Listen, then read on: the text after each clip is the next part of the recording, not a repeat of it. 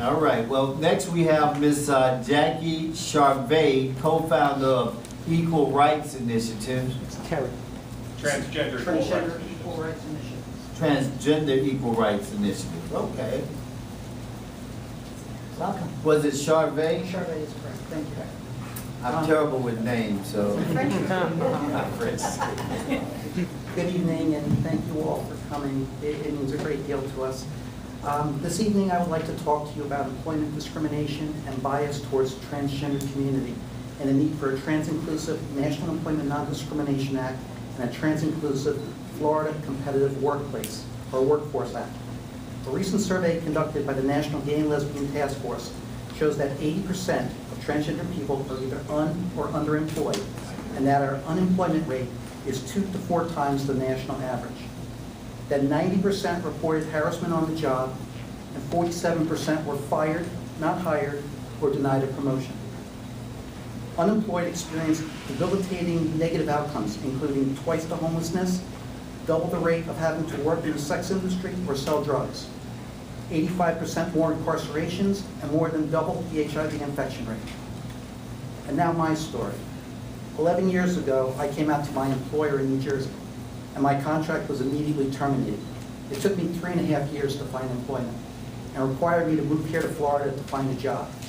I came within 2 weeks of bankruptcy. For the past 8 years, I've been working for a Fortune 50 as a computer technician and IT project manager, and it's taken me most of that time to regain some financial stability. A couple months ago, my company outsourced my department, and I was job eliminated. I assumed this time things would be easier, being that most of the population now understands transgenderism and being splashed all over Oprah and Dancing with the Stars, and by having an inclusive human rights ordinance in Broward as well as Palm Beach. Even in this bad economy, I'm finding a few opportunities in getting successful telephone technical interviews. However, once I get a face-to-face interview, my opportunity dissipates due to the interviewer's bias and discrimination. Even though the company's diversity policies state that they hire from protected classes. I no longer get callbacks, email doesn't get answered, and the job gets reposted to the internet boards.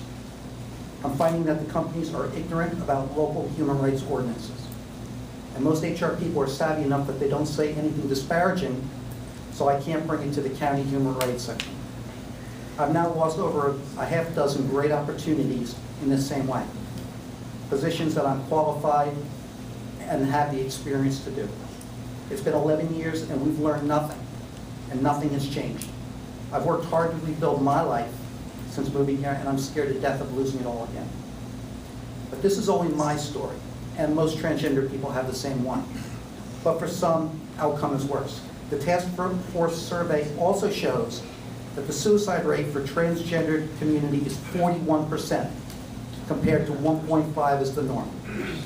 My best friend Dana was one of them, and I don't want to be.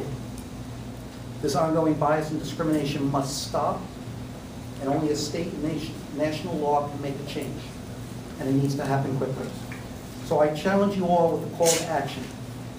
I urge you to speak to your colleagues to bring a vote for an inclusive ENDA, an inclusive Florida Competitive Workforce Act, and to make non-discrimination in employment the law of the land. Until then, under the Constitution, all transgender men and women are not created equal. Thank you.